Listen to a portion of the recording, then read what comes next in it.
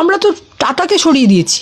আজকে মমতাদি তো টাটা তাড়ানোর মূলে মমতাদি 1 নম্বর। তার আজকে চপ শিল্প না একটা ঢপ শিল্প, চা শিল্প না এটা খাওয়া শিল্প করে খা, ঘুগনি শিল্প না এটা অভিষেকের ওই ভাই বোনেরা আছেন না, তৃণা, পূর্ণি, আকাশ, অঙ্কেশ, আবেশ, ওদেরকে মানে ওরা যাতে সাপ্লাই করতে পারে। কেউ মটর দেবে, কেউ ডাল দেবে। ঘুগনি করতে হলে তো মটর দিতে হয়, ডাল দিতে হয়, আরও সব আলু টালু দিতে হয়। এক একজন এক একটা বরাত নিয়ে নেবে।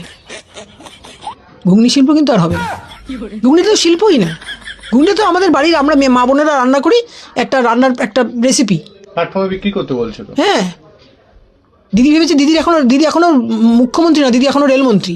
আমি বলছি যেদিন মমতাদি এই সরকার মানে এই বাংলা থেকে যাবেন, আমি অন্তত নিজে ভগবানকে একটা পুজো দেবো। আমার ঘরে স্বয়ং জগন্নাথ অধিষ্ঠিত, আমি স্বয়ং জগন্নাথকে একটা পুজো দেবো। মমতাদি যেদিন রাজনৈতিকভাবে এই বাংলার মুখ্যমন্ত্রিত্ব থেকে যাবেন, একদিন তো যাবেনি, কিচ্ছু দিতে পারেননি, কন্যাশ্রী, রূপশ্রী, আর উনি একজন বিশ্রী।